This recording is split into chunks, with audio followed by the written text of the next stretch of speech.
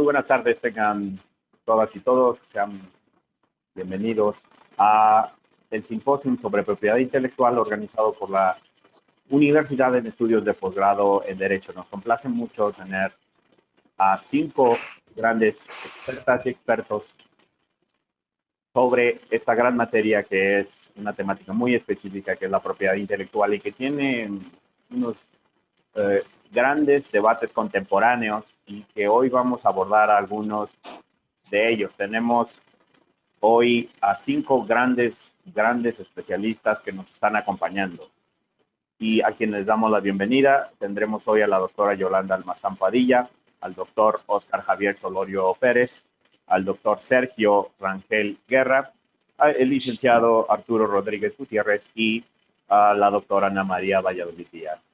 Quien les saluda, Alejandro Díaz.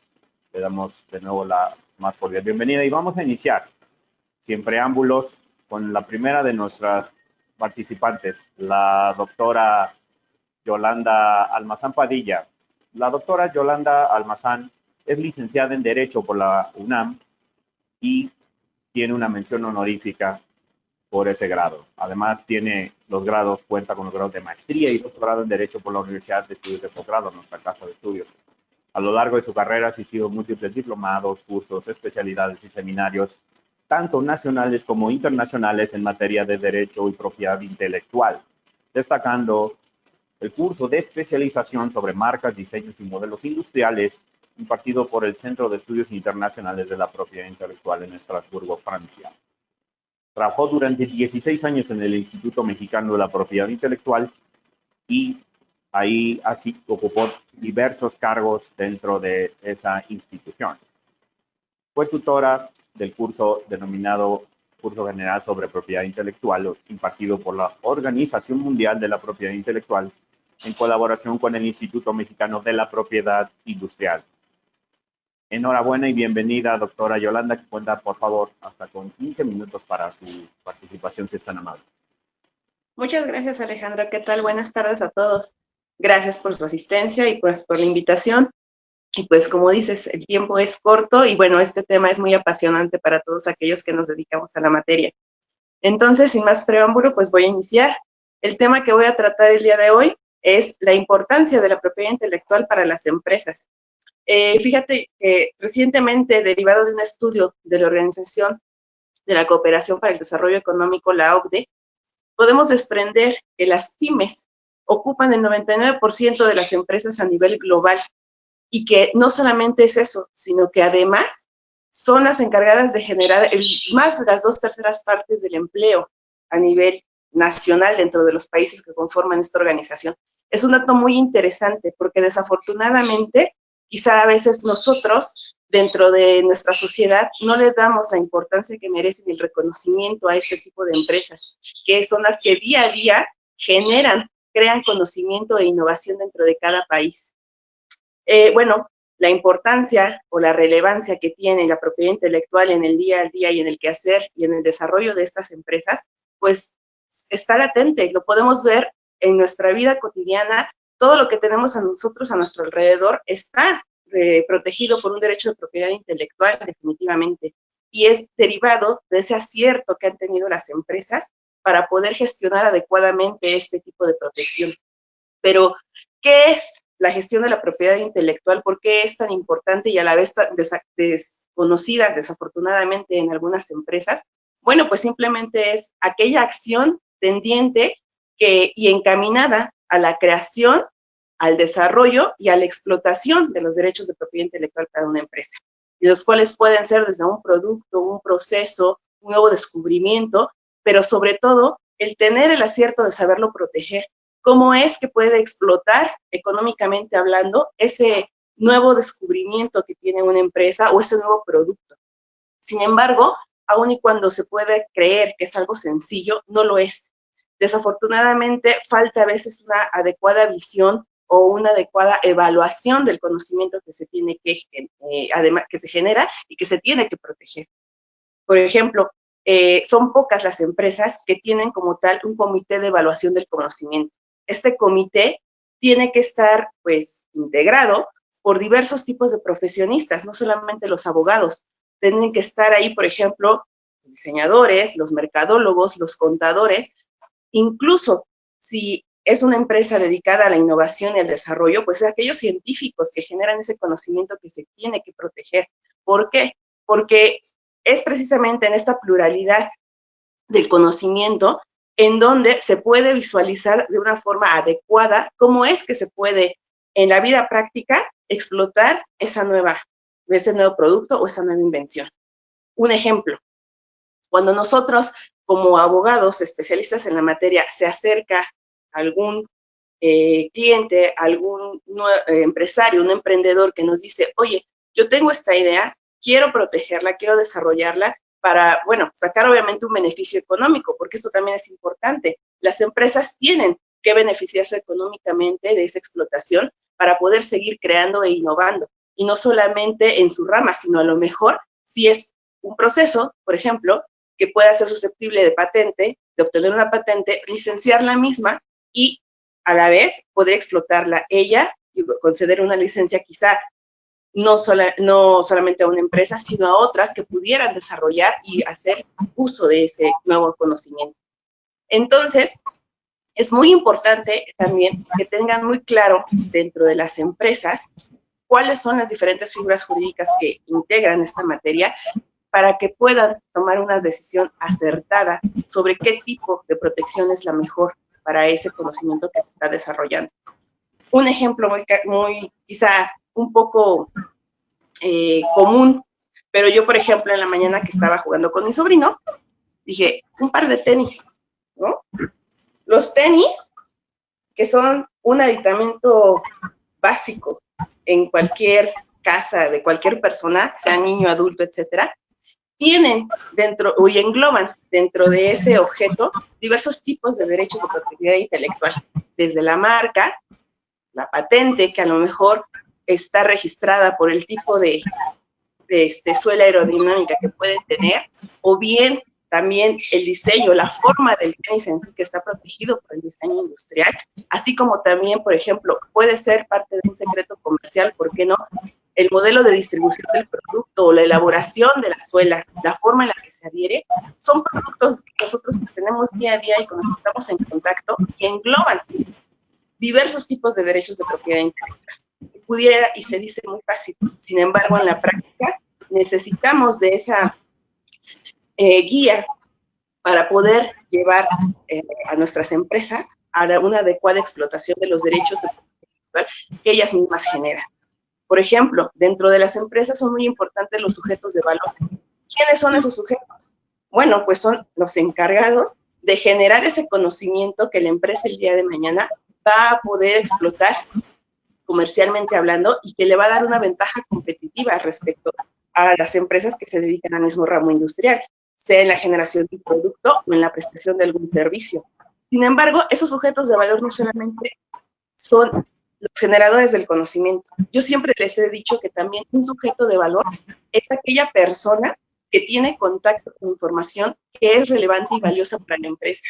Es decir, desde una lista de clientes o de proveedores hasta la logística interna quizá para la repartición o cómo es la elaboración de un producto, de un proceso. Es por ello muy importante también que no podemos olvidar que al momento de celebrar los contratos de relación de trabajo o laborales de la empresa, hay que integrar también las cláusulas de confidencialidad, porque en muchas ocasiones esa información con la que día a día tiene un empleado contacto, nosotros no sabemos qué uso pueda hacer de esa información en perjuicio, desafortunadamente, para nuestros representados. Eso también es una parte que a veces a las empresas se les escapa porque no tienen una adecuada asesoría respecto al alcance de la propiedad intelectual en todas las áreas.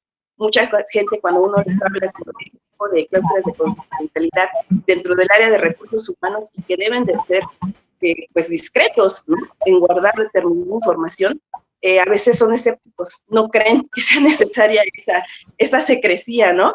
Creen que es un exagerado, que a lo mejor uno no confía en los empleados, y no es que no confíe, es que simplemente es salvaguardar la integridad de la información que se genera en una empresa.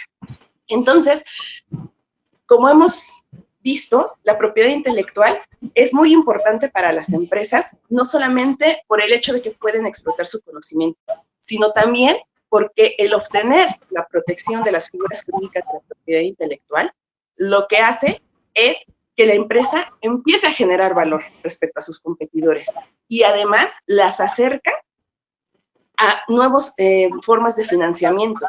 Por ejemplo, los derechos de propiedad intelectual, al ser netamente patrimoniales, los mismos se pueden ceder, transmitir, licenciar. Entonces, es un medio como la empresa puede adquirir financiamiento.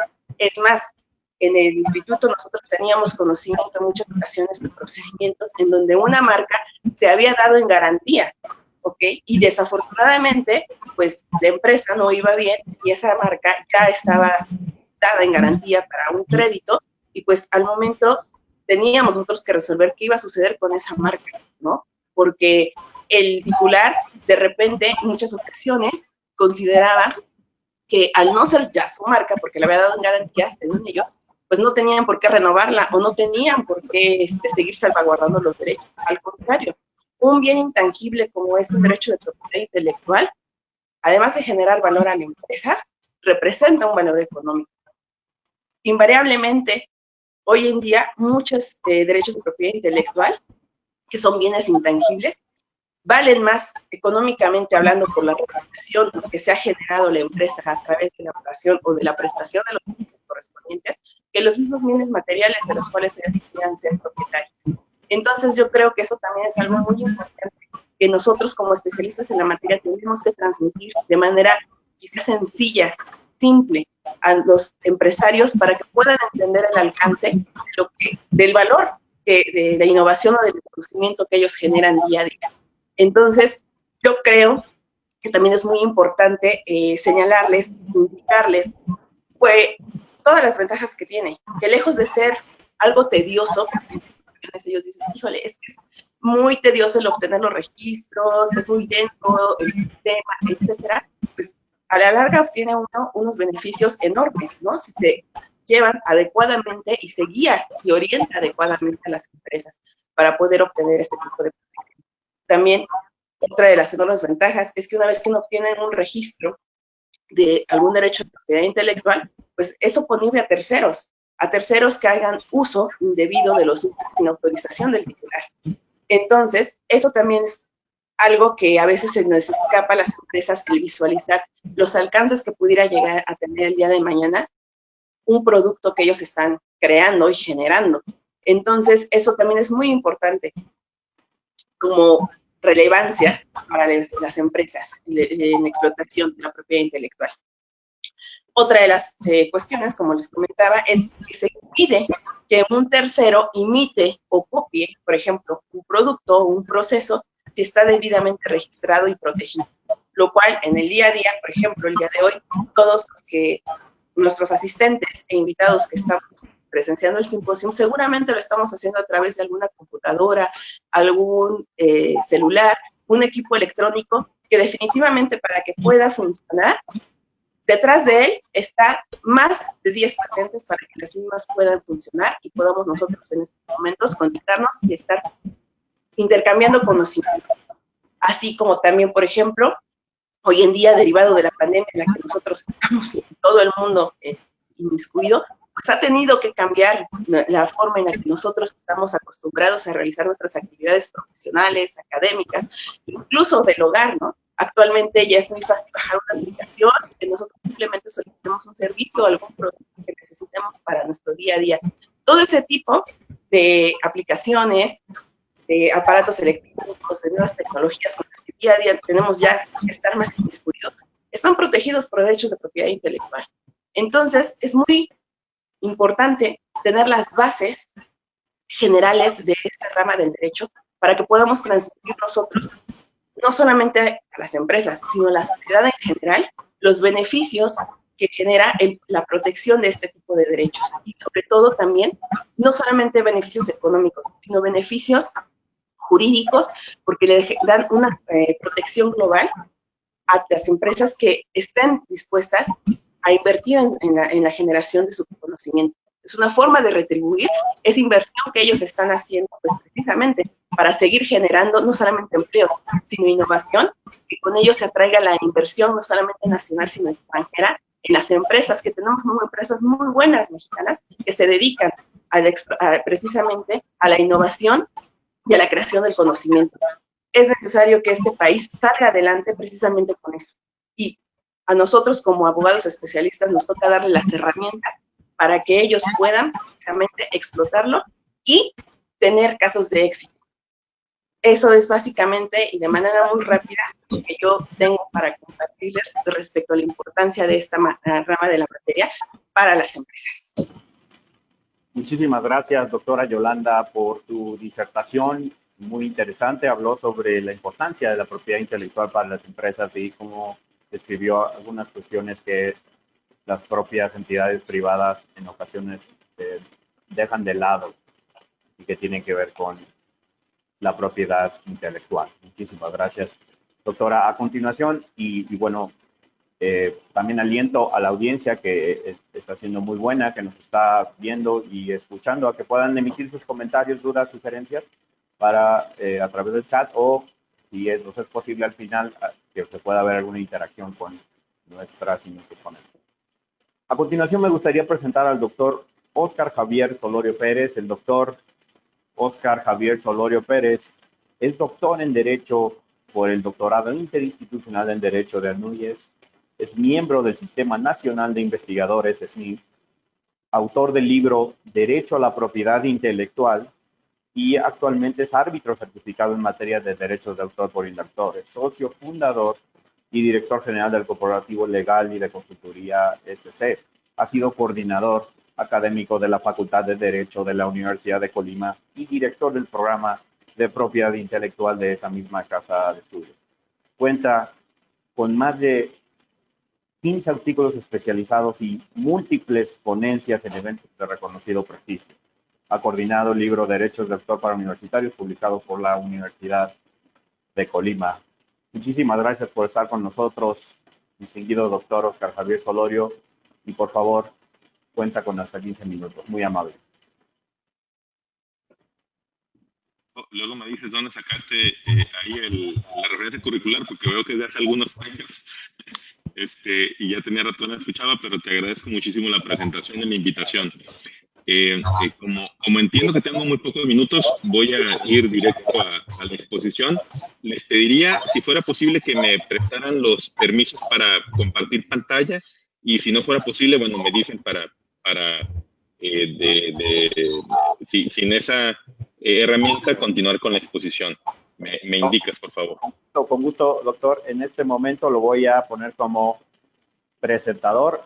Dígame, por favor, si Gracias. Yo ya se puede notar ahí el envío de la solicitud de presentación.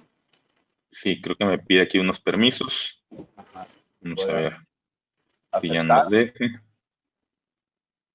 Creo que tengo que darle aquí permisos. Pero bueno, ya le puse que sí.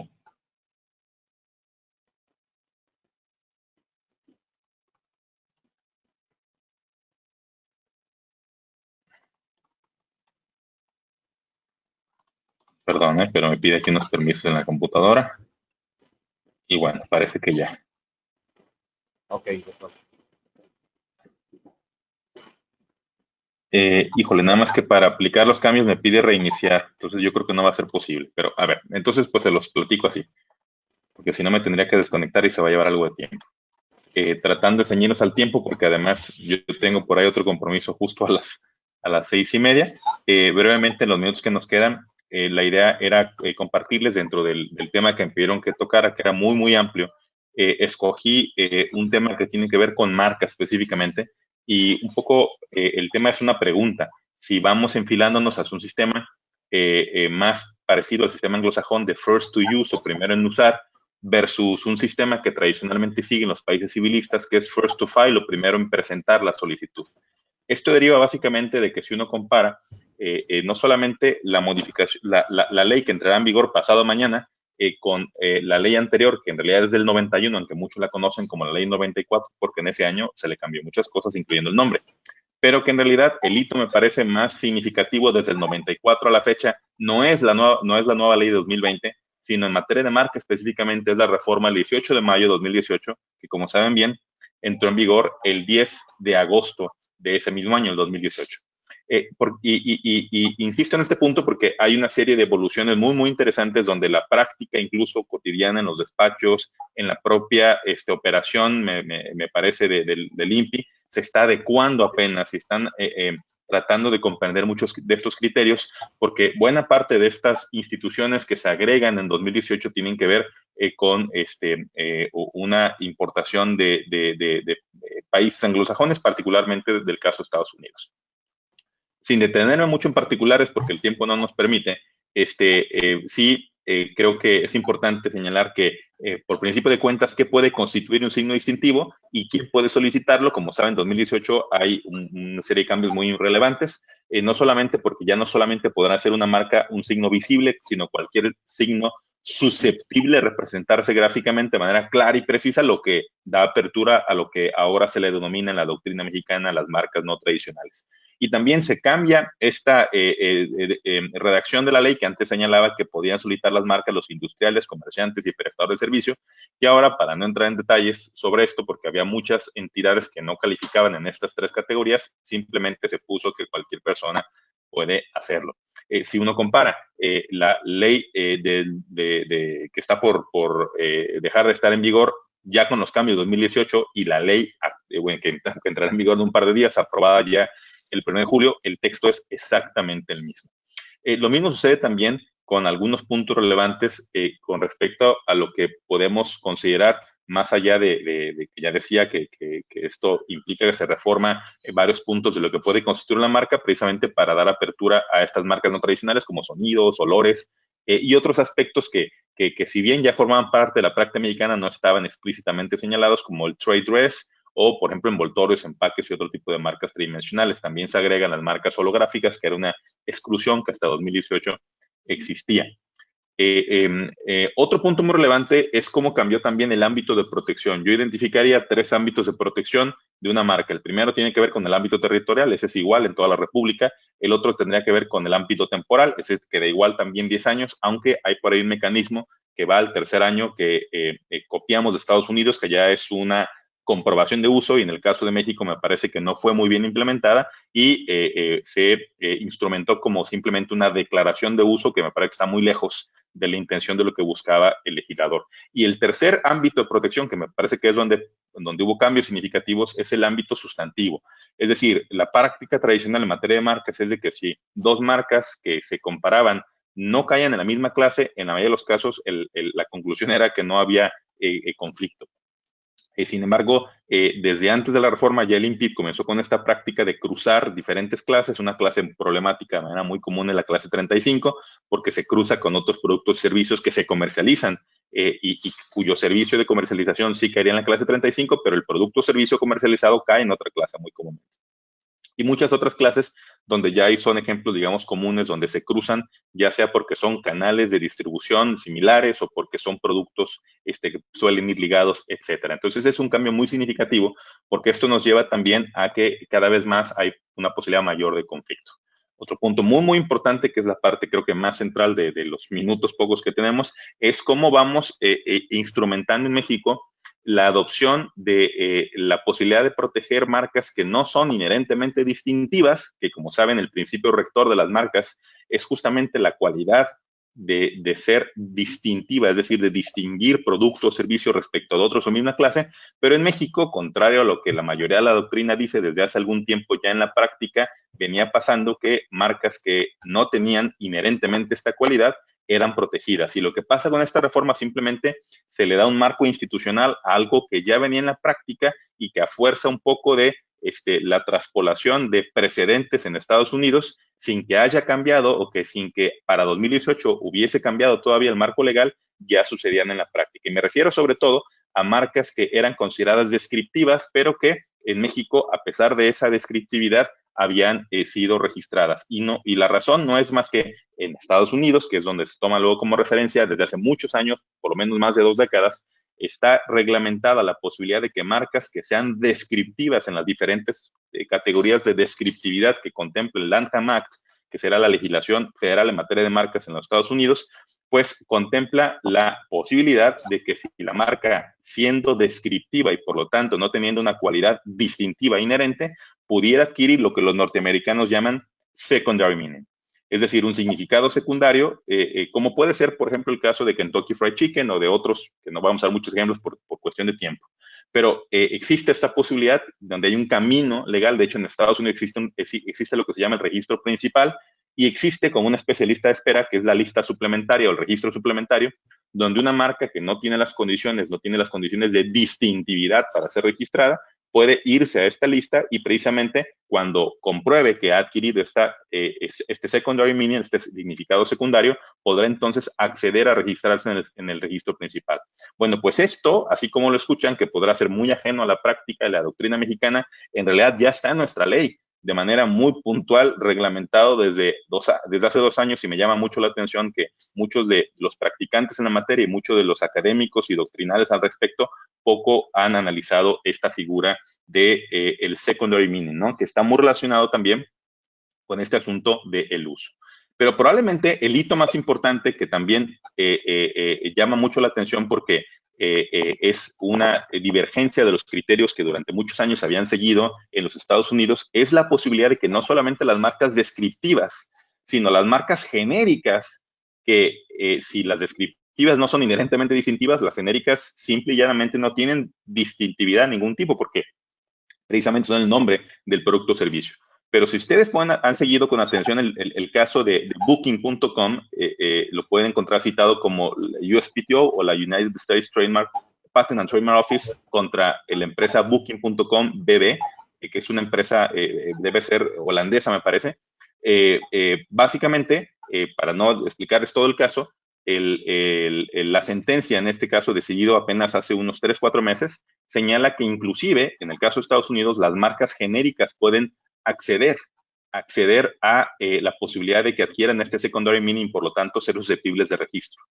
Si esto ha escandalizado a la comunidad jurídica, a los practicantes de materia de marcas en Estados Unidos, probablemente es porque no han volteado a ver cómo quedó la reforma en materia de marcas, no la que se aprueba con la nueva ley en julio, el 1 de julio de este año, sino con la reforma de mayo que entró en vigor en agosto de 2018. Porque si no atiende a los detalles de esa reforma con puntualidad, se va a dar uno cuenta que ahí queda ya reglamentado en nuestra ley doméstica, en nuestra ley nacional, la posibilidad de que las marcas que no tengan esa capacidad inherentemente distintiva adquieran esto que los norteamericanos llaman secondary meaning, y que en el caso mexicano, pues también se le da un nombre específico y básicamente también permite que si han demostrado que se adquirió ese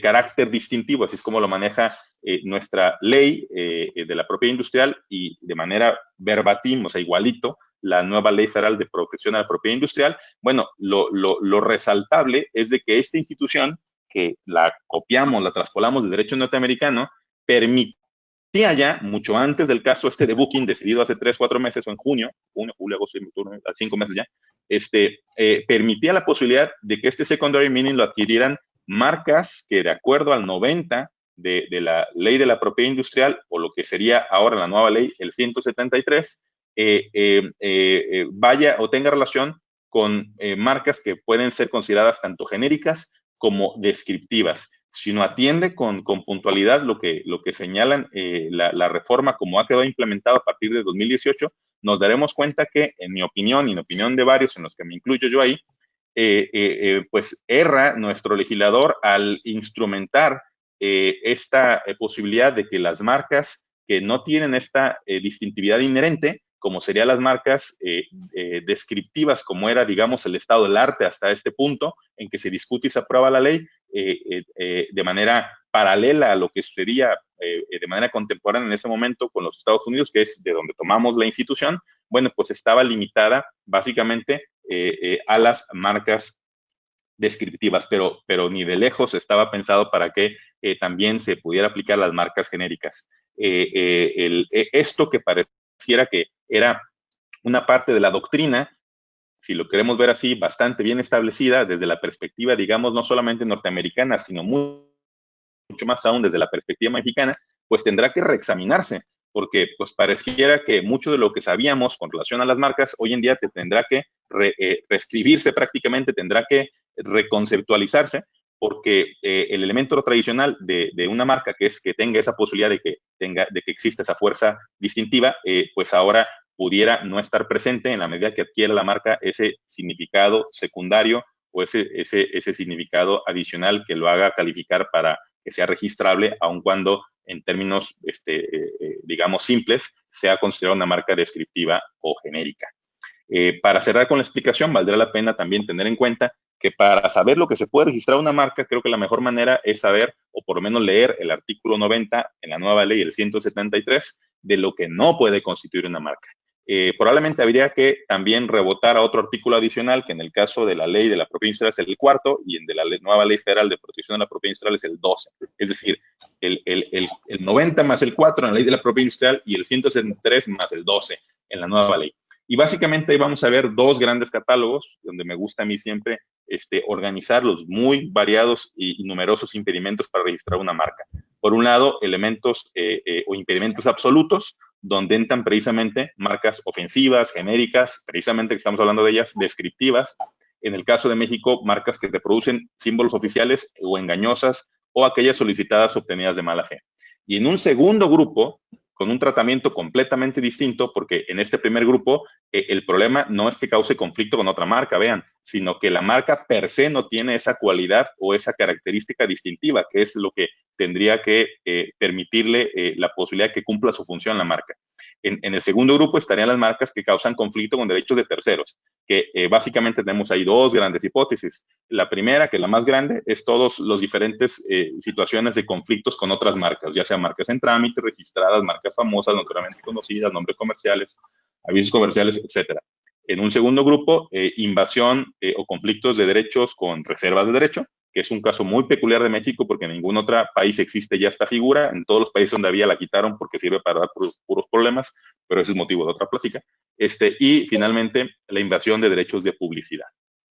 Bueno, aunque aquí me centré en un tema muy específico, me parecía que era lo adecuado, dado que el poco tiempo, y preferí que en vez de hablarle de varios temas y no poder entrar en este poco tiempo a un nivel de profundidad suficiente, por lo menos para plantear una interrogante y una pregunta que nos permita desafiar aquello que sabemos de la propiedad intelectual, pues en este caso, por lo menos mi intención fue poner sobre la mesa una serie de dudas e inquietudes que nos podamos llevar a tarea en torno a las marcas.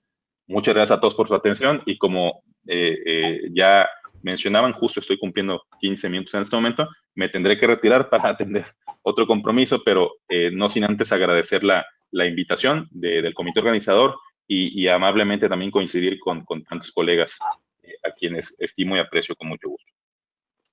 Estimado doctor, muchísimas gracias. Sabemos de su compromiso, pero ha en este tiempo dado una muy brillante reflexión sobre las marcas, las dificultades existentes y profundizado en este concepto de secondary meaning, que podría ser muy importante para aplicarlo en el derecho mexicano de marcas y cómo esto pudiera dar para reescribir, reflexionar sobre todos los laberintos que esto implicaría. Muchas gracias, distinguido doctor Oscar Javier Solorio, muy amable. Y seguimos alentando. Ya nos ha llegado a la audiencia que nos mande preguntas, dudas. Ya nos ha llegado algunos comentarios y dudas que ojalá podamos transmitírselos a las y los ponentes. Me gustaría pasar con nuestro que sigan teniendo mucho éxito en el evento. Me voy a desconectar en este momento. Muchas gracias a todos. Doctor, muchas gracias. Muy amable. Y damos paso a nuestro siguiente ponente. Muchas gracias, maestro Sergio Rangel Guerra, que es el maestro Sergio Rangel Guerra, licenciado en Derecho por la Universidad Iberoamericana. Además, es máster en Propiedad Intelectual y Derecho de la Sociedad de Información de la Universidad de Alicante, España. Ha cursado el diplomado en Derecho Corporativo en la misma universidad y diplomado en Propiedad Intelectual por el ITAM.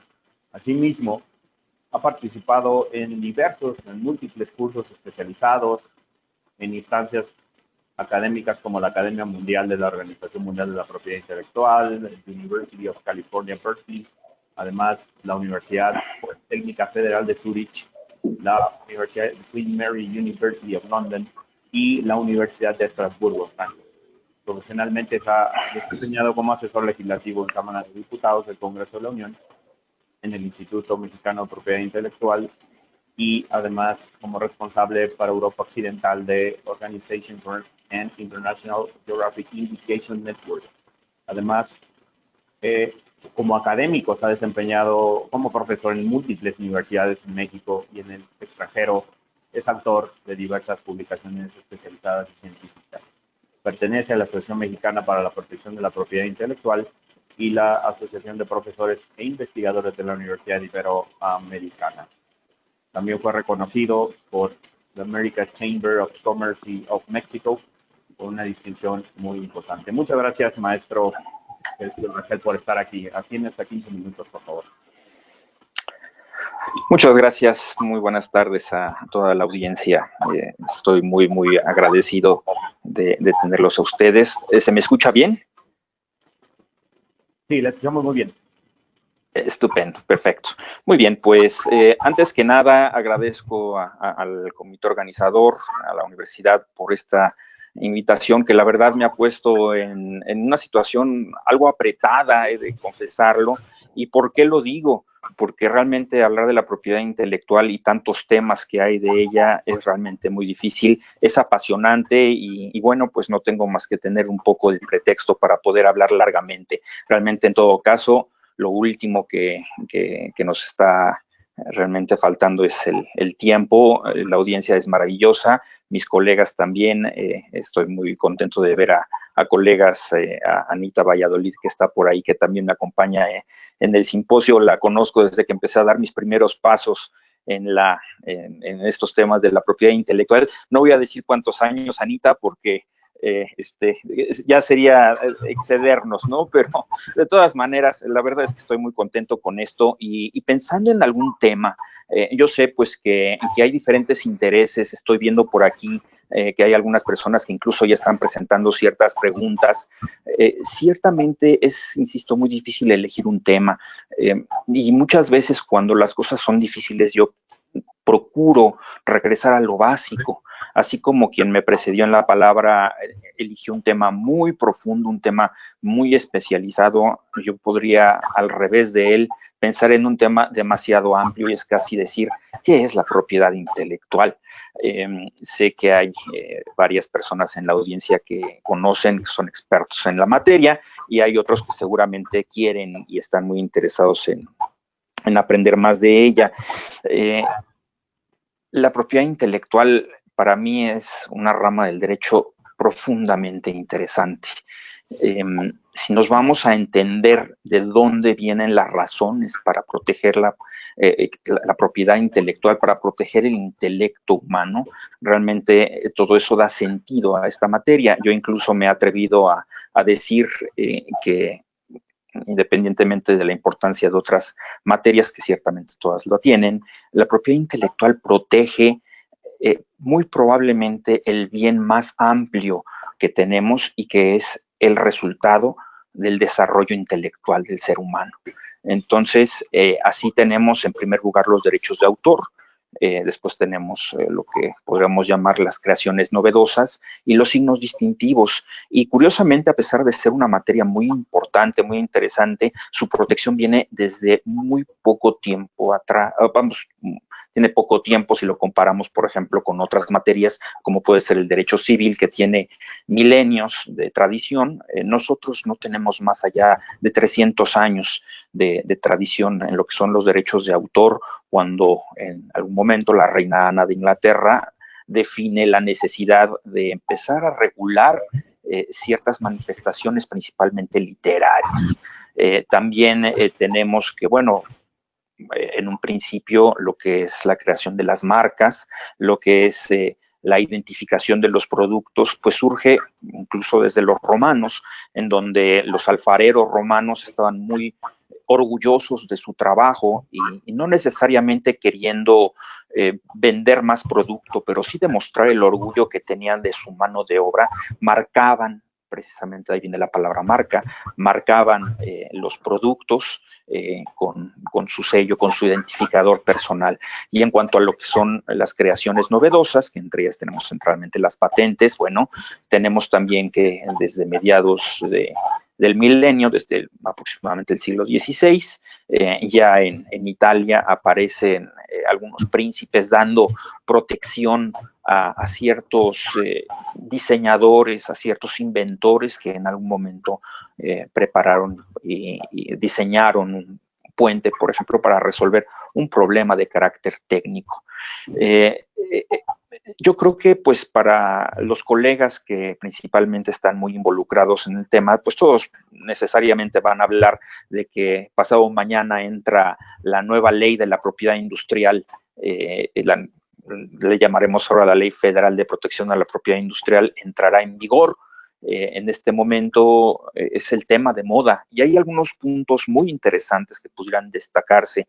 Entre ellos, por ejemplo, tenemos que la cláusula Roche-Bolard, que muy probablemente ustedes no, a menos que se dediquen al derecho de patentes, seguramente no habrán escuchado, pero es ese derecho que tienen aquellas compañías principalmente de genéricos que desean obtener un permiso por parte de la autoridad sanitaria para poder explotar una patente relacionada con un medicamento, para que puedan hacer uso y hacer importaciones y hacer explotación de productos, de ingredientes activos patentados antes de que la patente venza. Por ejemplo, punto interesante, cómo es que ahora está mucho más desarrollado y mucho más específico con respecto al tema. Tal vez lo que más ha tenido cambios que llama mucho la atención a los colegas es el hecho de pues, todas las modificaciones que se están dando con relación a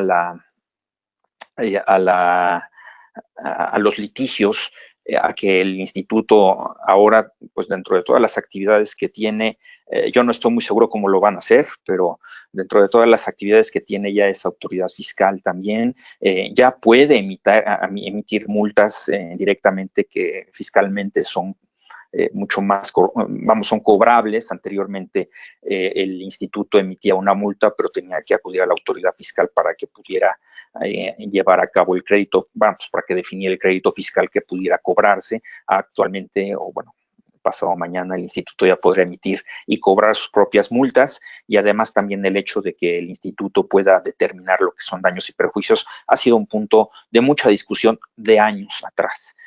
Todavía muchos colegas consideran que es indispensable que la definición de daños y perjuicios necesariamente la haga un juez civil, incluso el mismo instituto así lo ha considerado.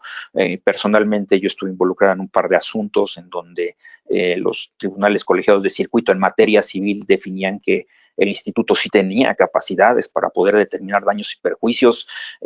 Actualmente esto ya lo retiramos simplemente de la discusión y ahora la ley ya lo prevé. No tenemos en este momento más que empezar a ver pues cuáles son los puntos a discutir, hasta dónde los colegas verán bien o hasta dónde ya no estarán de acuerdo con lo que la ley dice. En general yo creo que es una actualización necesaria, aunque a lo mejor también algunos colegas no estarán de acuerdo, pero yo creo que la ley anterior era una ley moderna, aunque bien es cierto que tenía algunas deficiencias, pero lo cierto es que no era una ley vanguardista, una ley desde el punto de vista mundial, con opciones interesantes, con puntos interesantes. Aquí en México nosotros prevemos, por ejemplo, algunas figuras de propiedad industrial que no existen en otras partes del mundo, como son los avisos comerciales, por ejemplo. Entonces, si nos detenemos a analizar nuestra ley, la actual ley, la que le quedan 2 días de vida, y lo que viene con la nueva ley, realmente creo que tenemos muy buenas opciones, creo que tenemos circunstancias muy interesantes. ¿Y por qué hablo de todo esto?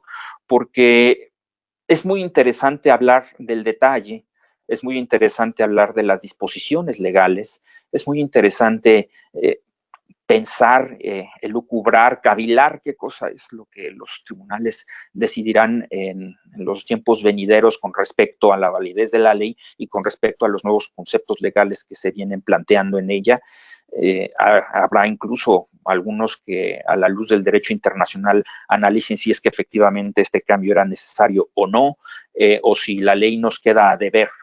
Muchas discusiones habrán. Sin embargo, yo les sugiero, les invito a todos ustedes, como yo antes de preparar esta charla lo estaba haciendo, en detenernos un momento. Creo que a 2 días de vida de la ley de la propiedad industrial tenemos un buen momento para detenernos y analizar qué es la propiedad industrial, qué son los derechos de autor, para qué sirven, como Yolanda en un principio estaba comentando, pues la importancia que tienen las empresas. Yo podría atreverme a decir, no nada más en las empresas, sino también la importancia que tiene para cada uno de nosotros que somos creadores, para cada uno de nosotros que somos potenciales desarrolladores de tecnología, que somos potenciales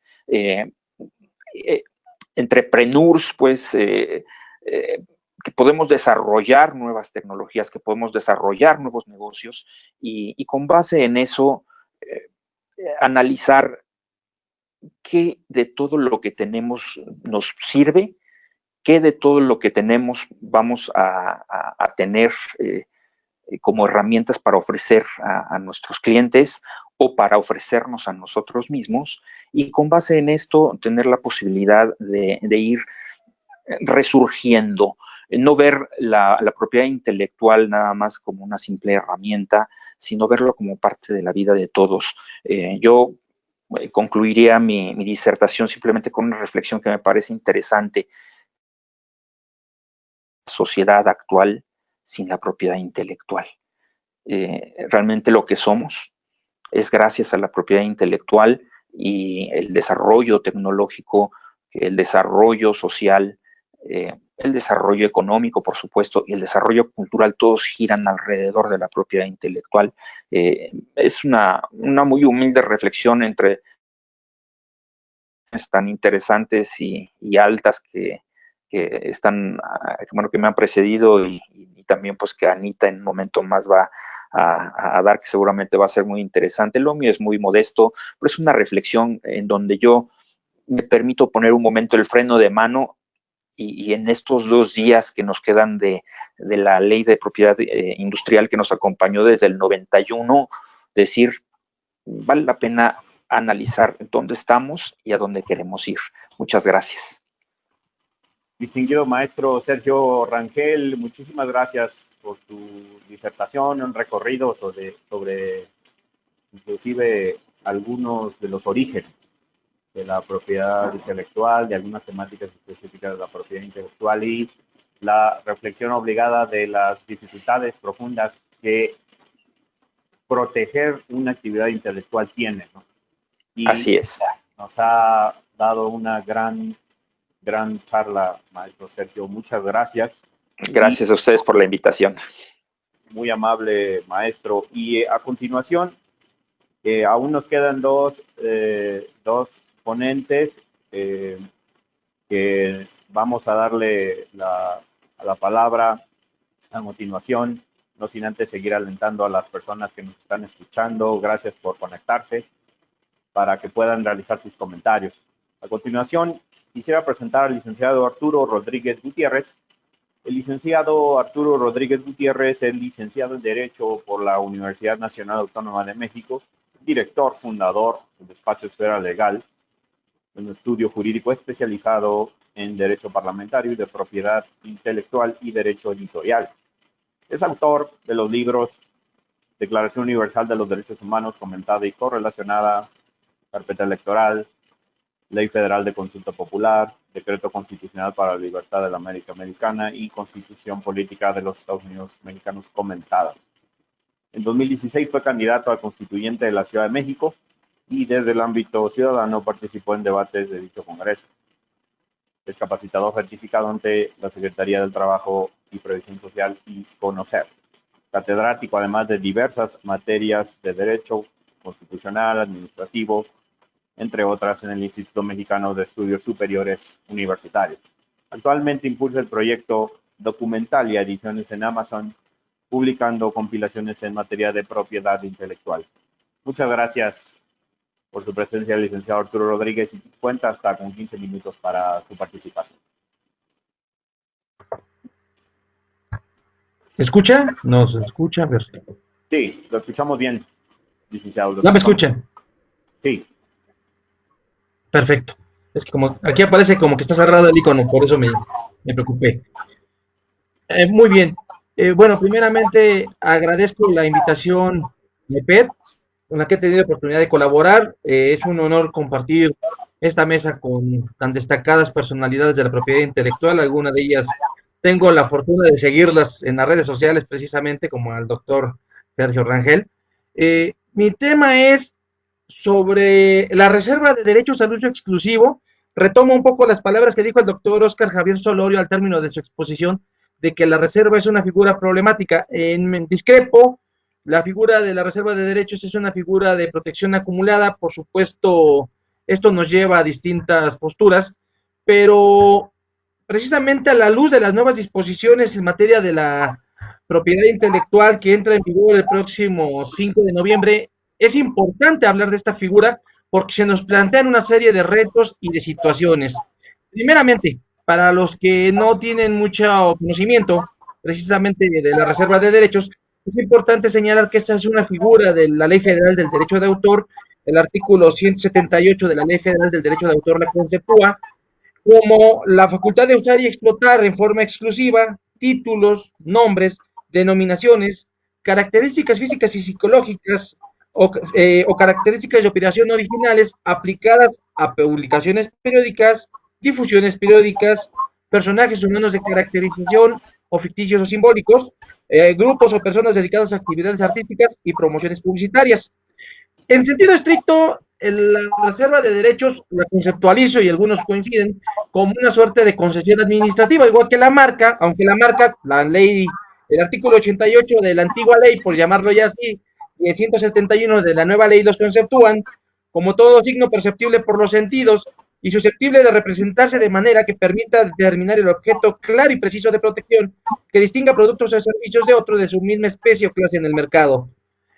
En general, ambas definiciones nos llevan a signos de distinción entre semejantes, solamente que en el caso de la propiedad intelectual, entendido en marcas, es sobre productos o servicios, y en derechos de autor nos llevan un poco más hacia una parte intelectual, aunque por supuesto con una carga patrimonial muy importante. Reiteramos, hablar de este tema nos podría llevar horas y horas, no tenemos el tiempo, pero viene un concepto muy importante.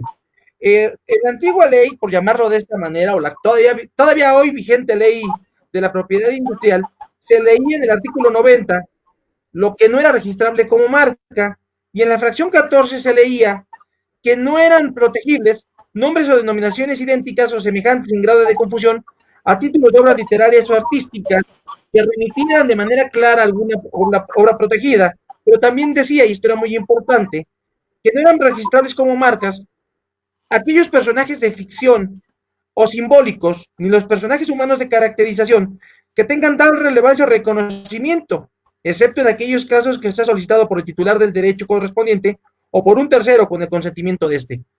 Esta redacción de la ley de la propiedad industrial dejaba muy abierto el criterio para valorizar en la clase 41 sobre todo, que es la clase para actividades culturales y artísticas, si se daba protección a ciertos personajes como luchadores, payasos, grupos musicales, artistas dedicados a, sobre todo a las presentaciones artísticas, cantantes, por ponerlo de manera muy general, y de pronto nos decían en algún requerimiento si se tenía que acreditar el derecho de autor, pero esto era relativamente al arbitrio de la autoridad, no era obligatorio. En muchas ocasiones lo que llegaba a suceder era que si nos requerían porque existía un antecedente, pues al momento de dar contestación al antecedente, decir no nos afecta por esto y esto, no hay una afectación común, uno presentaba el certificado de reserva de derechos para las actividades artísticas o para el grupo artístico o nombre artístico, según fuese el caso, o para un personaje humano de caracterización, y con eso se seguía adelante con el otorgamiento de la marca.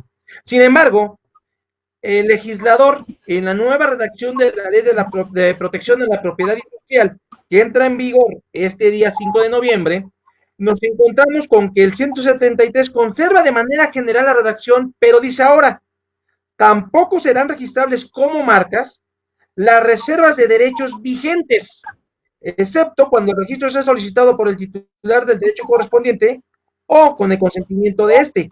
Esto nos va a llevar pues, a lo que estamos mirando, que van a ser una serie de conflictos jurídicos y operativos. ¿A qué nos referimos?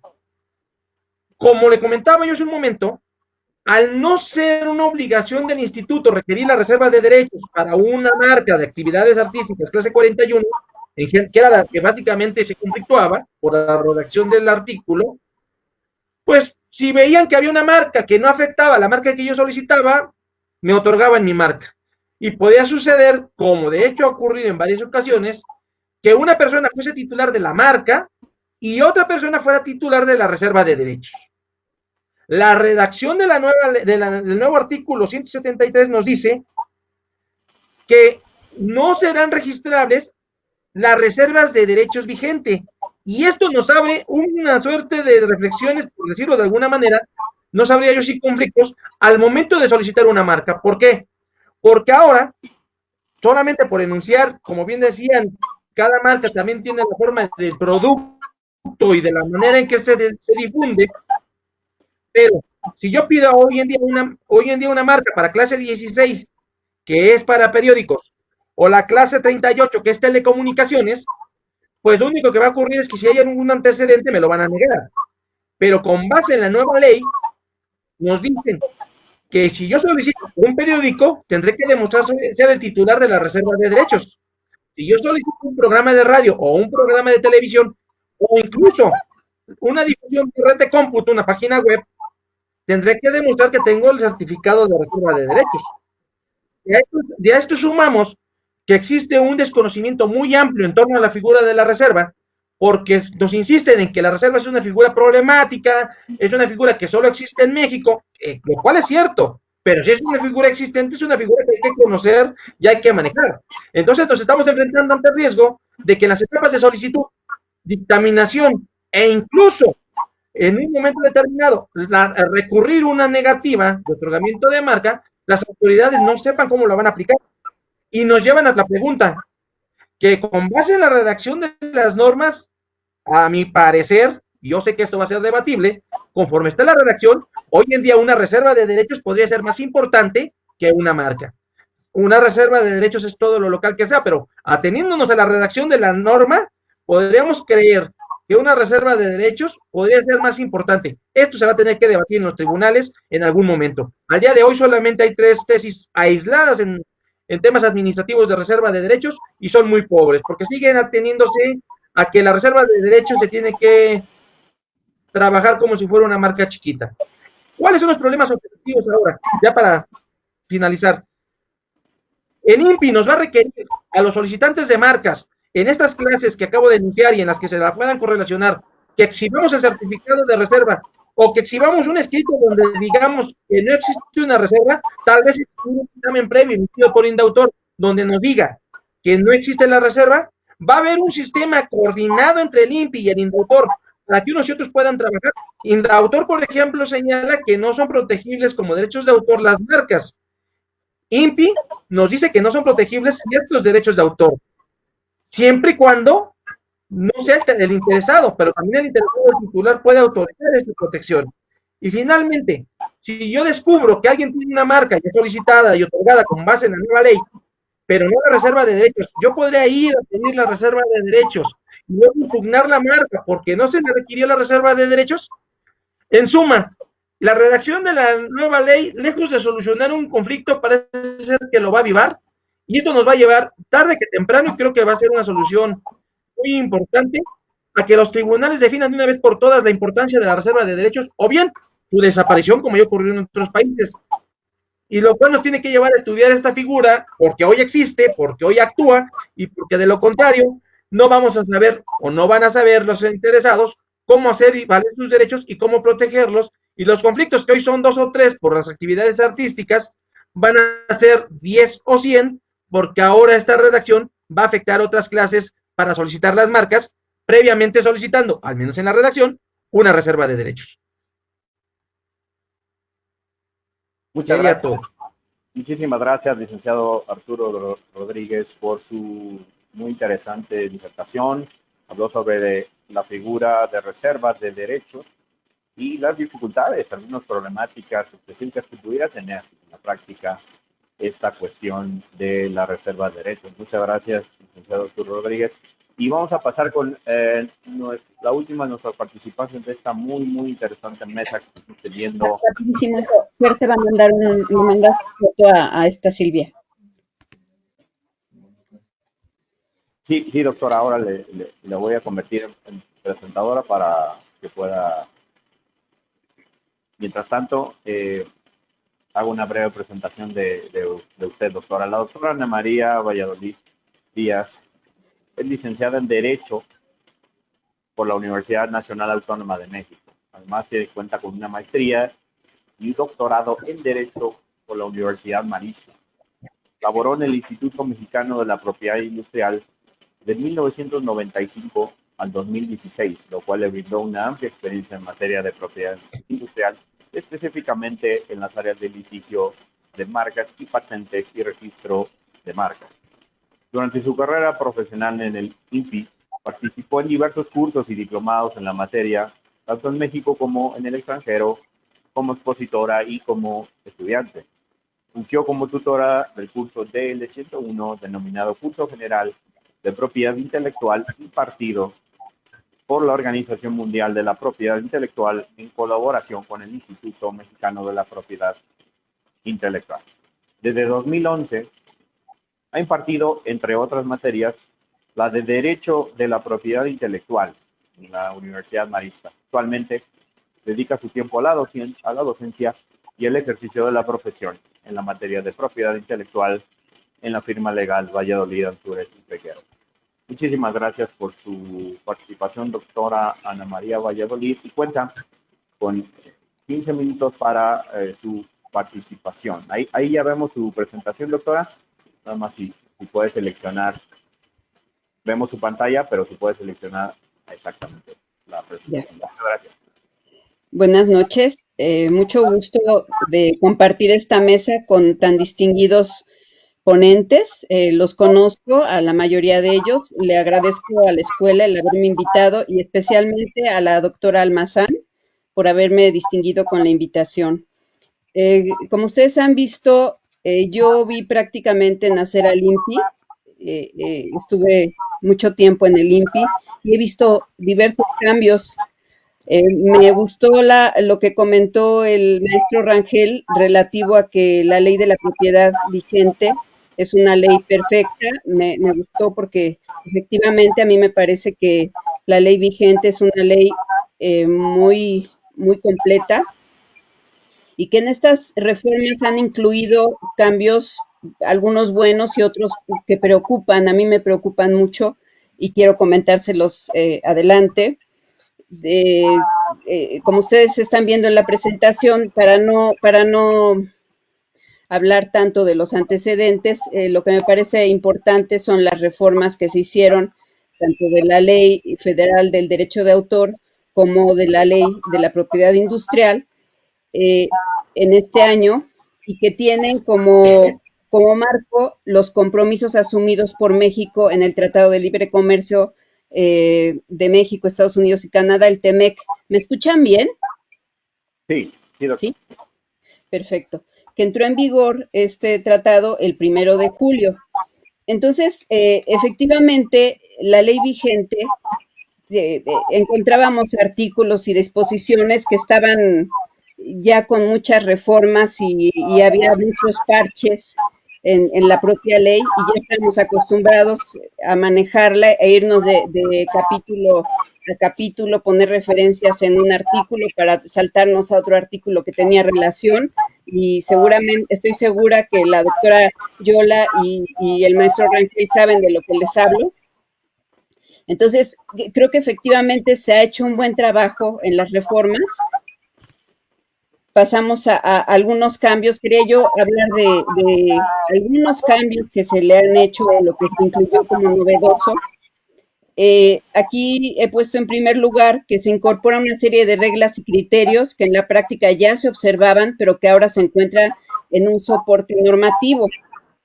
Uno de los más destacados son los relacionados a los servicios que el propio Instituto Mexicano presta por medios electrónicos, que había avanzado en lo tecnológico, pero que carecía de fundamento jurídico. Si ustedes recuerdan, los que conocen la ley de la propiedad industrial saben que no estaba dentro de la ley regulado este sentido tecnológico, los medios tecnológicos. Esto lo podíamos desprender de la ley maravillosa, a mí me parece maravillosa esta ley, que es la Ley Federal de Procedimiento Administrativo, que a partir del 1999 la empezamos a aplicar en esta materia y que es una ley maravillosa que trajo muchos cambios y beneficios a la ley de la propiedad industrial. Entonces fue un soporte maravilloso. Eso de los soportes tecnológicos o de los sistemas tecnológicos ya estaban en esa ley y de ahí lo tomábamos. Sin embargo, ahora ya con las reformas se incluyen estos medios tecnológicos. Otra inclusión sería la incorporación de los alegatos en los procedimientos contenciosos. Esto lo tomábamos tanto del Código Federal de Procedimientos Civiles como de la Ley Federal de Procedimiento Administrativo. Ahora ya está en la ley, en las reformas, en la nueva ley está incluido. Y en materia de patentes, que no soy tan especialista en patentes como si lo es el maestro Sergio, aquí encontramos la protección de invenciones la no protección de invenciones ya patentadas, priorizando el dominio público. Se le da importancia al dominio público, criterio que podría limitar el otorgamiento de las llamadas patentes de segundo uso o nuevas formas farmacéuticas y compuestos. Aumenta la vigencia del modelo de utilidad, la cual pasa de 10 a 15 años y se establece algo muy importante que ha llamado mucha la atención, el certificado complementario, lo que en algún momento se llamó la extensión de vigencia de patentes en algunos países y que aquí llamaron certificado complementario, que he puesto una nota en la parte de abajo que dice que en el sistema comunitario esto se refiere a los retrasos de autorizaciones sanitarias para los productos sanitarios o fitosanitarios, para los productos, para los medicamentos o productos fitosanitarios. Sin embargo, en México, este certificado complementario se amplía a todo tipo de patentes. Entonces, esta es una novedad que me parece muy importante y que beneficia al solicitante porque se le otorgan 5 años más de vigencia cuando se ha sufrido un retraso al tiempo del otorgamiento de la patente, un retraso injustificado. Entonces, en ese momento se le otorga esta ampliación o este certificado complementario o lo que en algún momento llamamos ampliación a la vigencia de las patentes. Otro cambio novedoso en marcas, que es la causal en forma expresa dentro de los impedimentos legales de las marcas carentes de distintividad. Sabemos todos que esta falta de distintividad no estaba propiamente regulada dentro de los impedimentos legales a que se refería el vigente artículo 90. Ahora ya lo incluyeron en concreto como una causal como un impedimento legal. No lo incluí en esta diapositiva, pero también ustedes sabrán que el artículo 4 de la ley hablaba de ciertos impedimentos y han quitado de esos impedimentos, han quitado aquellos marcas que sean contrarias al orden público o a la moral, quitaron la parte de la moral. Entonces, esta prohibición también ya salió de la nueva ley. Otro cambio es en protección al derecho de imagen, que establece que no será registrable como marca la imagen, la voz identificable, el retrato o la firma de una persona sin su consentimiento expreso o de quien tenga el derecho correspondiente. Otra novedad es el término para computar la renovación de marcas, que este es un cambio también muy importante, que este es a partir de la fecha del otorgamiento. En la ley abrogada se contaba esta esta renovación a partir de la fecha de presentación, es decir, la vigencia de una marca corría a partir de la fecha de presentación, ahora ya no es así, es a partir del otorgamiento. Entonces, de esta manera se genera una ampliación de plazo de la vigencia de las marcas. Es un cambio que me parece también muy importante. Otro cambio es en materia de marcas famosas. Aquí se aclara que se entenderá que una marca tiene ese rango en México cuando sea conocida por la mayoría del público consumidor o bien cuando ésta tenga una difusión o reconocimiento en el comercio global.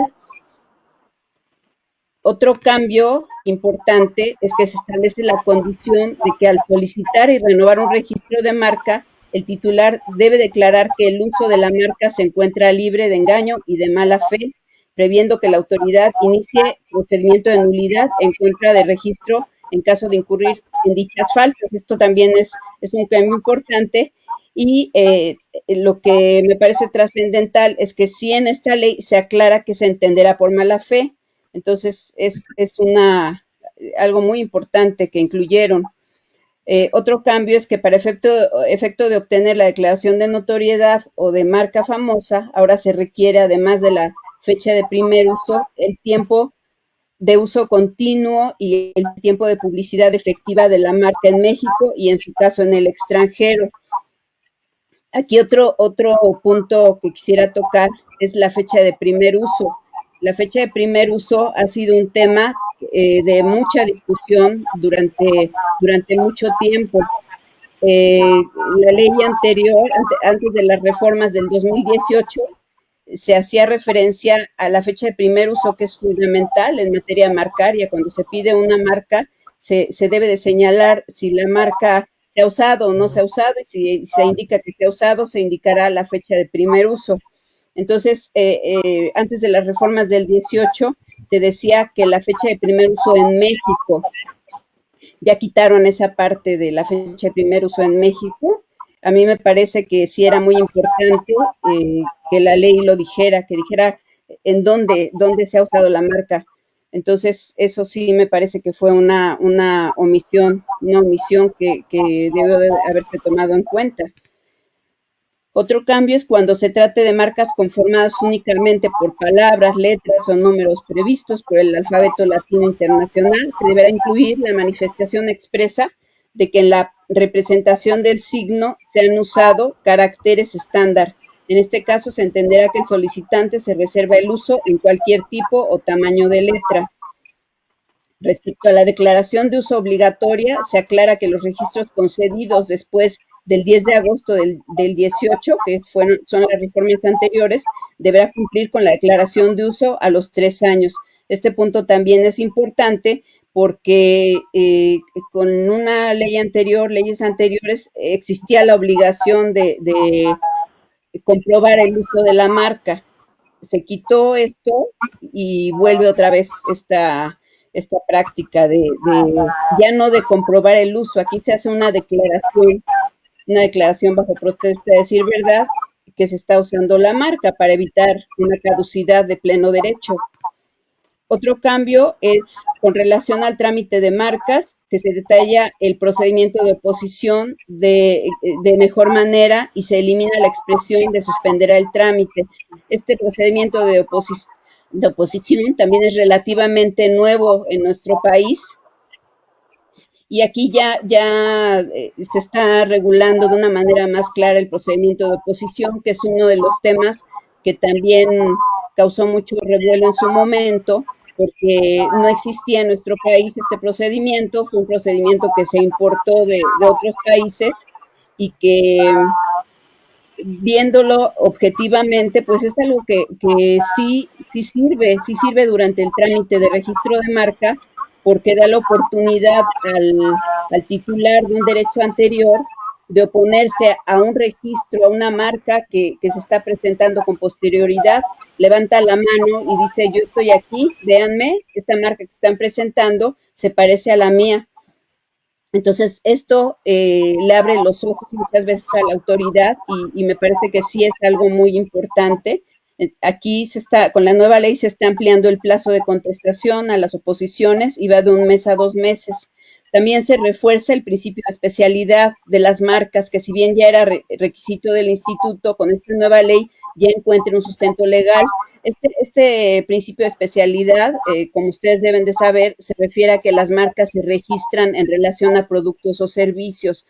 Hay una clasificación internacional que es de 45 clases diferentes que regula diferentes productos o servicios y las marcas se registran en relación a cada uno de los productos que se quieren presentar. Entonces, en muchas ocasiones se tenía el criterio de solicitar todo lo que llamamos como encabezado de la clase y no sabías en realidad qué era lo que quería el solicitante. Al solicitar todo el encabezado, no podías percibir exactamente qué era lo que quería. Entonces, ya con esta modificación se obliga al solicitante a especificar exactamente qué es lo que quiere, de tal manera que se puede permitir que una persona que quiera solicitar una marca parecida o incluso igual en la misma clase, pero que se trate de diferentes productos, de productos que no tengan relación alguna, que puede suceder aún estando dentro de la misma clase,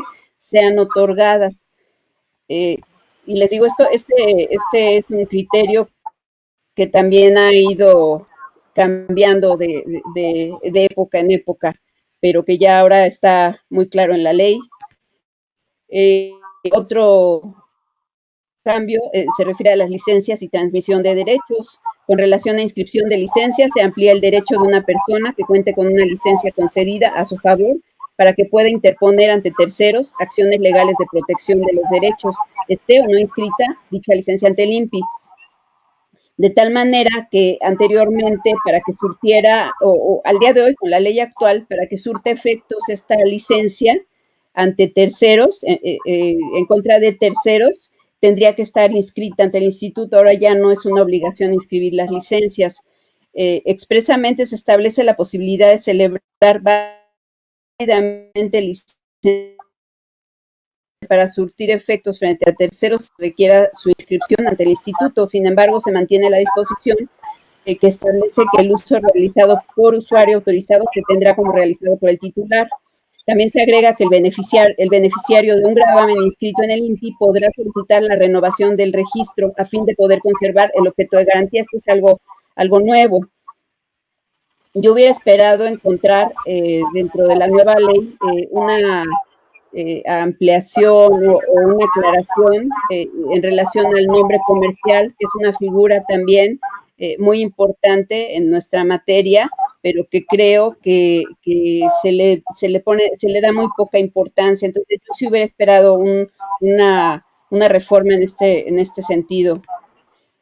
En materia de invenciones, se abre la posibilidad de que cualquiera de las causas de nulidad previstas en la ley pueda invocarse en cualquier tiempo. Esto también es un cambio importante porque las causales de nulidad, tanto en materia de marcas como de patentes o de invenciones, tenían una temporalidad para efecto de que se pudieran hacer valer si no prescribía el derecho a poder invocar esa causal, y en materia de patentes ya eliminaron esos plazos, es decir, ya en cualquier tiempo se pueden invocar.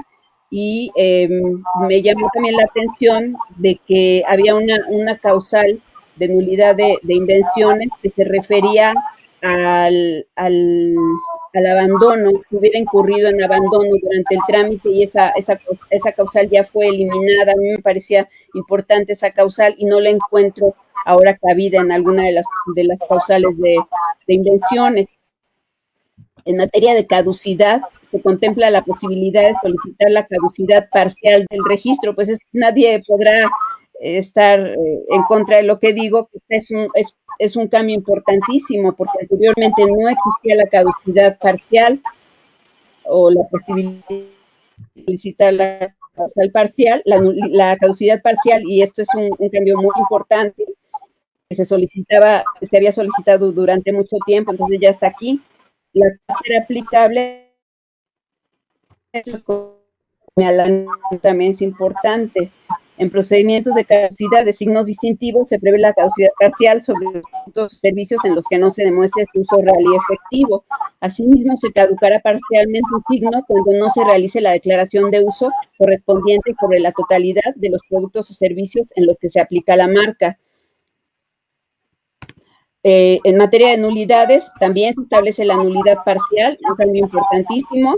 No se admitirá solicitud de nulidad cuando se haya presentado la oposición, cuando los argumentos hechos valer y las pruebas sean los mismos y el instituto ya se hubiera pronunciado al respecto. Esto también es algo muy importante porque si se presenta la oposición durante el trámite de registro, al día de hoy, si se presenta, con los mismos argumentos se puede pedir la nulidad del registro y a lo mejor pega la nulidad cuando la oposición no se tomó en cuenta.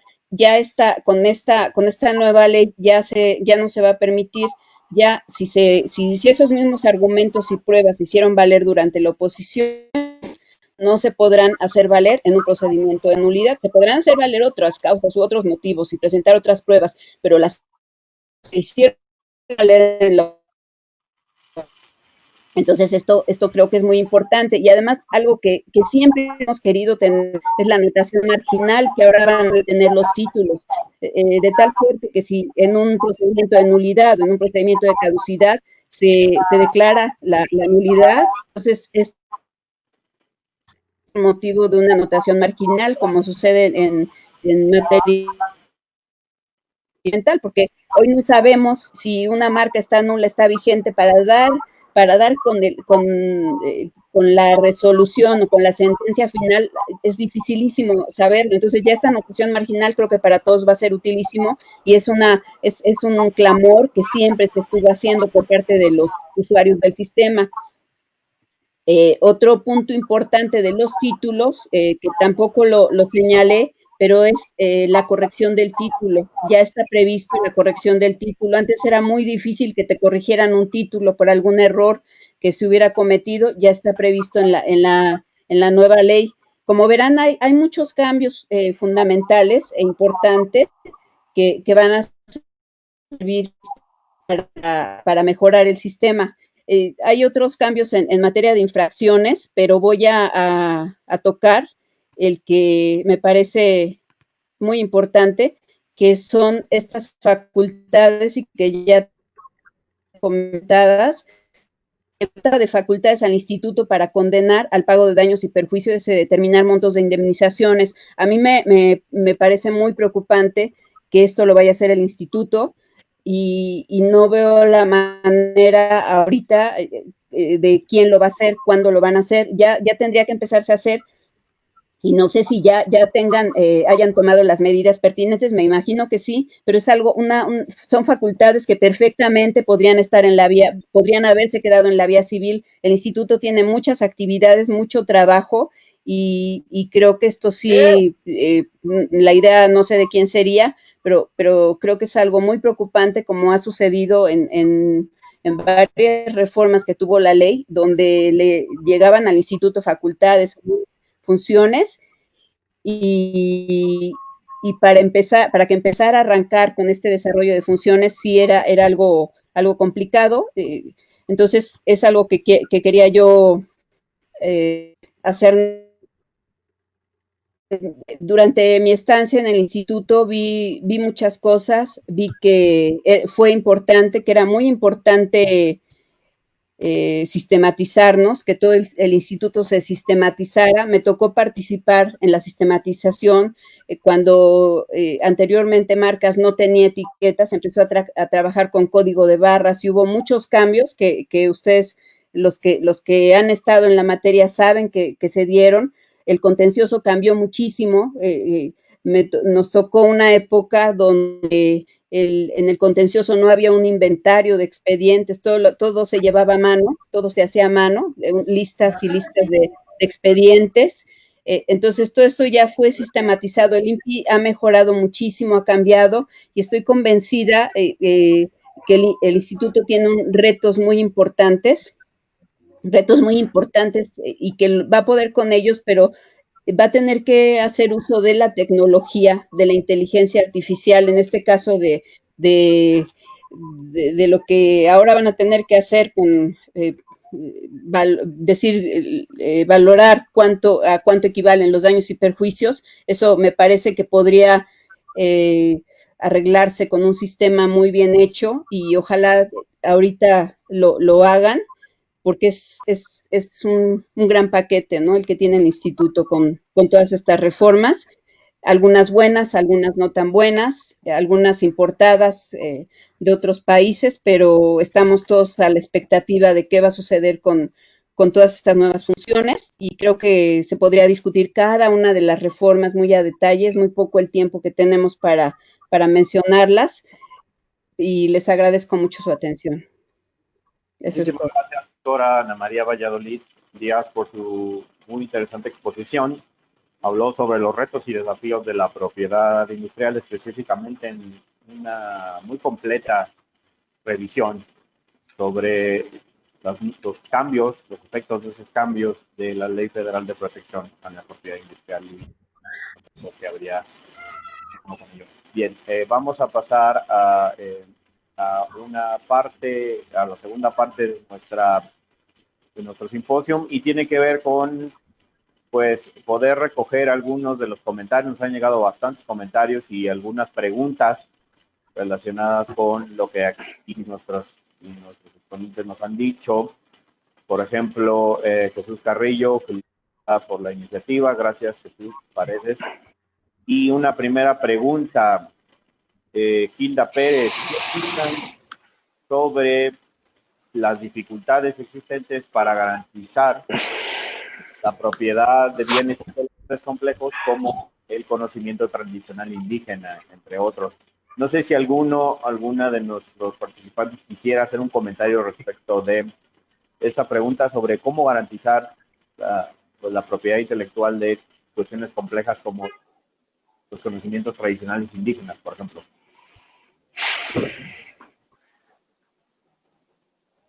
No sé si en el orden a lo mejor de aparición, doctora Yolanda, tuviera algún comentario respecto de esta pregunta. Hola, ¿qué tal?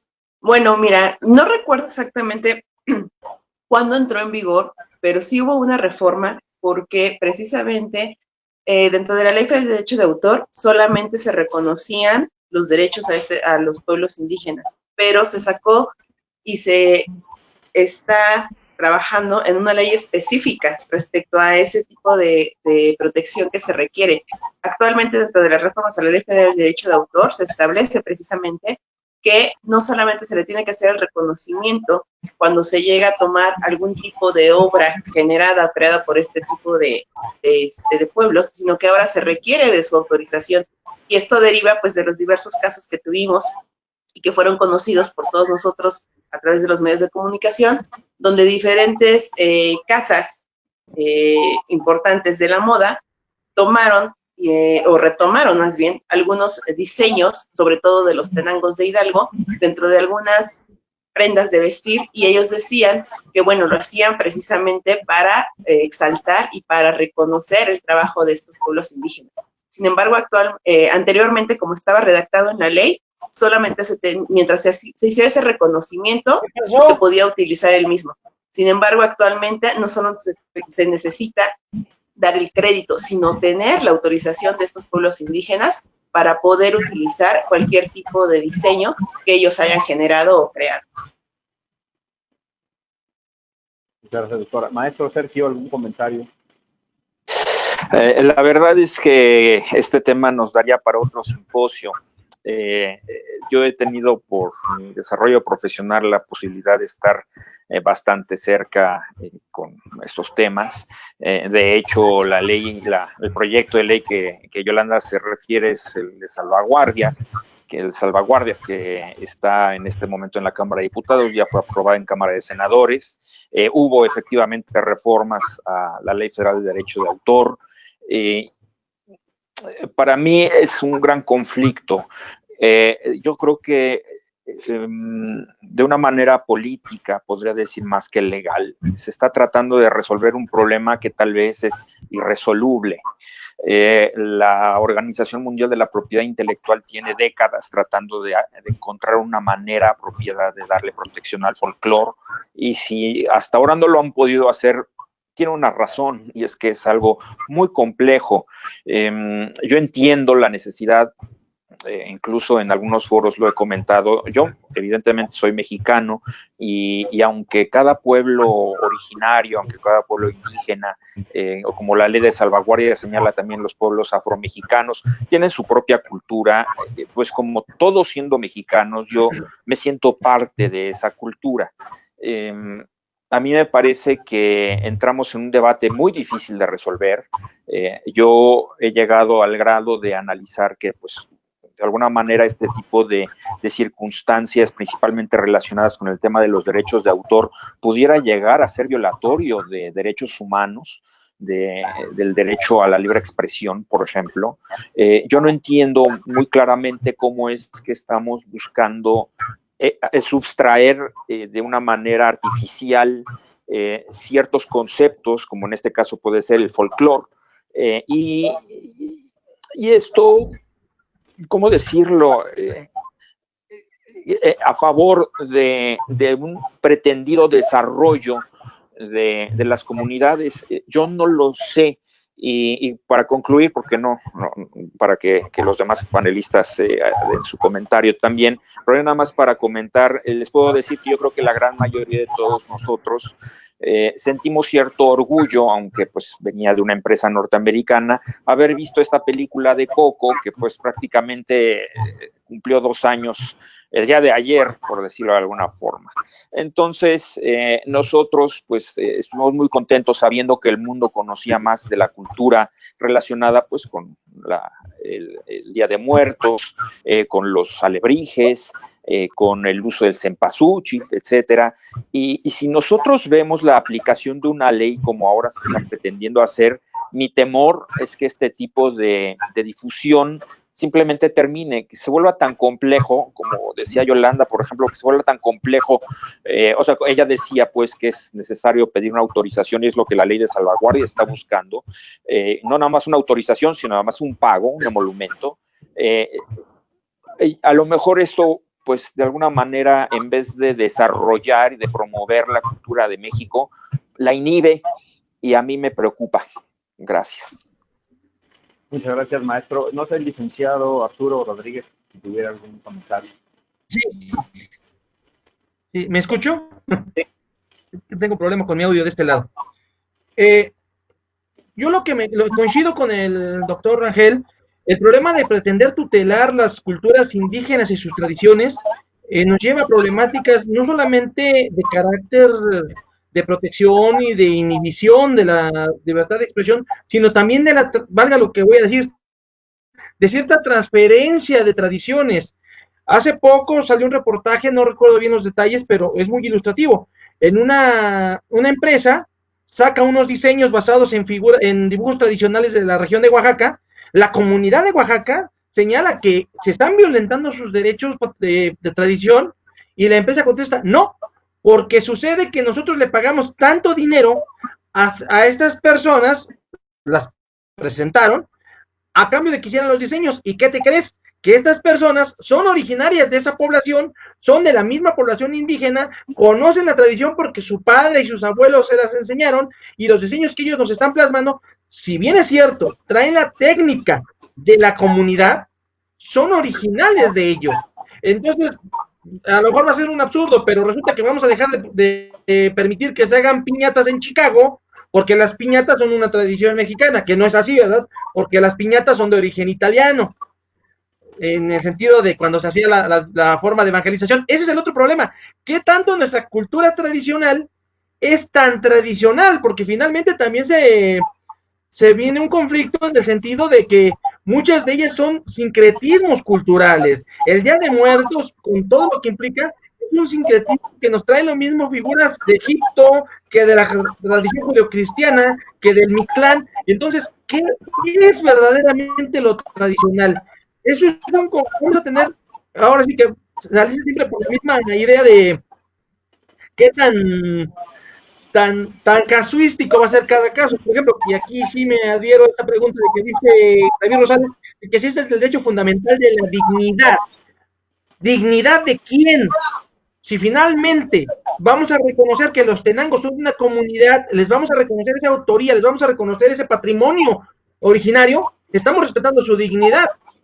Yo creo que nos implican muchas cuestiones, libertad de expresión, comercio, derechos humanos, que van a ser muy conflictivos, porque insisto, ¿qué va a pasar cuando esas mismas personas de las comunidades van al extranjero, se contratan, se llevan la técnica y hacen una creación original de ellos, pero con la técnica de estas personas?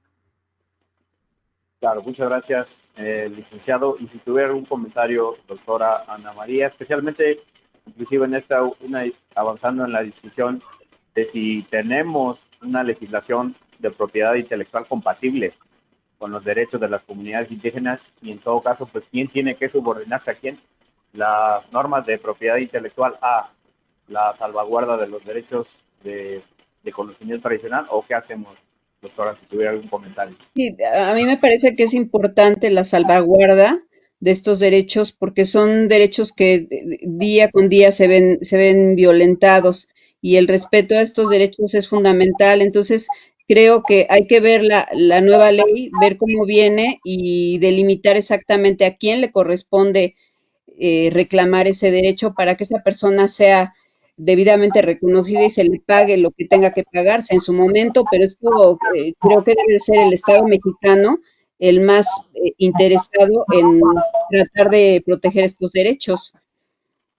Muchas Ese gracias. fue mi comentario. Muchas gracias, doctora. Y bueno, nos acercamos a la parte final, pero me gustaría seguir dando algunos comentarios que amablemente nos han llegado. Juliana Rubio Suárez felicita al licenciado Arturo. Gracias, Juliana. Montserrat Miranda, en el mismo sentido que Lisbeth López, al licenciado Arturo, felicitaciones. Y una pregunta muy interesante de Ernesto Martínez Alcaraz. Gracias por tu pregunta. Dice, en la opinión de los expositores, la nueva ley resultará benéfica. Está acomodada a efectos del TEMEC. Está incompleta. El reglamento abarcará de nuevo más vacíos que realmente reglas de tramitación. Gracias. Y complementa, el certificado complementario será causa imputable al INPI y el INPI realmente reconocerá que tiene la culpa en no expedir el certificado de patente. Parece copia de otra ley extranjera. No sé si quisieran hacer algún comentario sobre esta pregunta que nos hace muy amablemente Ernesto Martínez. Si quiere alguien que quiera participar. Yo quisiera comentar lo relativo al certificado complementario y que yo estoy segura que cuando sea una causa justificada, evidentemente no se va a otorgar este certificado complementario porque la ley distingue exactamente cuándo va a ser causa imputable al INPI y cuándo no. Y cuando se considere que es una causa imputable al INPI, estoy segura que el INPI sí va a reconocerlo y va a otorgar ese certificado complementario y también creo que sí es una copia de una ley extranjera. De eso estoy segura. A mí me gustaría comentar nada más que, bueno, la ley es un producto del hombre, vamos a ponerlo así, y el hombre es imperfecto. Entonces, claramente, la ley es imperfecta, pues es una cosa clara.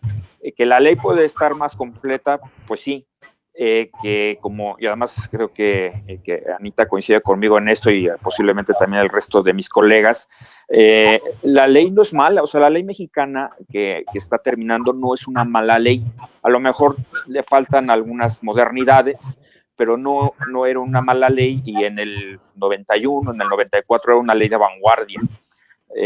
Yo creo que tenemos un buen producto, si le podemos decir de esa manera, que siempre puede ser mejor. A mí me gustaría ver que se vaya mejorando a través del ejercicio administrativo, o sea, quiere decir que a través de la implementación que el instituto haga de la ley, que esto vaya dando mejoras y definitivamente creo que tenemos que exigir más del Poder Judicial y de la Sala Especializada en Propiedad Intelectual del Tribunal Federal de Justicia Administrativa, que nos vayan dando criterios, que nos vayan dando jurisprudencia para, sobre lo que tenemos, irlo mejorando, es lo que podría yo agregar. Gracias. No sé si alguien más. Sí. Por lo que a mí respecta... Doctora, primero, Maestra. licenciado Arturo, por favor. Sí. Muchas gracias.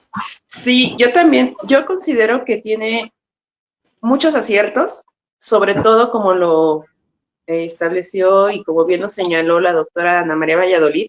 Nosotros que tuvimos la oportunidad de estar del lado de la autoridad y resolver los procedimientos de declaración administrativa en su momento de nulidad, yo creo que tiene muchos aciertos en cuanto a las cuestiones procedimentales. Yo creo que va a poder hacer más ágil la resolución de los procedimientos y nos dota a la autoridad de nuevos elementos para que pueda hacer mejor su trabajo y poderlo irlo, como bien señala Sergio, perfeccionando mediante la práctica.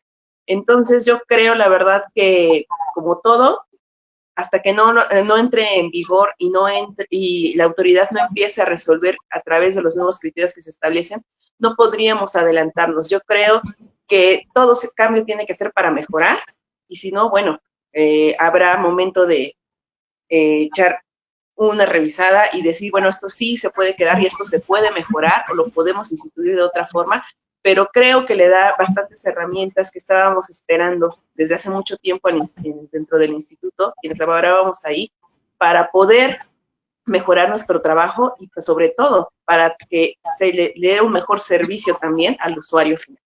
Yo creo que es una buena ley. Definitivamente sí, puede que sea copia de otra, pero desafortunadamente así es. Nosotros, precisamente por lo que comentamos al principio de la exposición, la propiedad intelectual es una rama, como todas las del derecho, muy especializada, pero también hay poco conocimiento de la misma y pues se tiene que tomar y allegar el legislador de lo que hay en otros lugares para poderlo adaptar y adecuar a nuestro sistema que tenemos.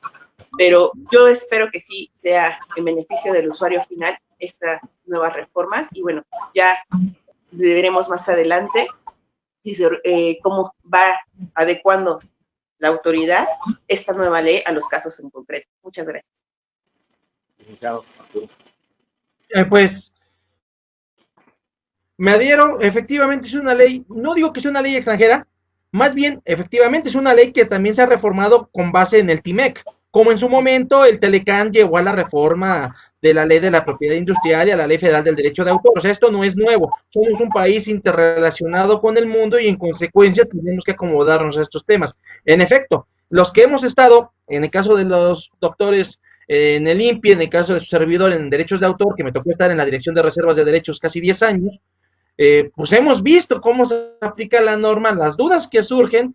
Ahora que nos ha tocado estar del otro lado, creo que también es otra ventaja, tenemos las dos partes de la película, porque a veces como autoridad pues aplicamos un criterio tanto porque la ley nos lo indica como nuestros propios criterios internos que después logran irse a la norma, como ocurrió en el caso de varios criterios que estaban en el INPI y pasaron a la ley, pero falta mucho por hacer. Tal vez en un año, si EPET hace el segundo simposio y volvemos a ser convocados, podremos ver cómo están marchando estos temas, estos nuevos problemas que vienen, como el caso de reserva de derechos y marcas, que también si la propiedad intelectual en su conjunto es poco estudiada, bueno, la reserva de derechos es una gran desconocida, entonces creo que va a ser muy importante esto, como país interrelacionado con otros. Si el día de mañana, estamos ahorita a la espera de los resultados electorales en Estados Unidos, eso también nos va a afectar en nuestra relación comercial y tal vez nos afecte en nuestra relación jurídica en estos temas de propiedad intelectual. Entonces, sí es una ley que, no sé si sea una copia, pero sí por lo menos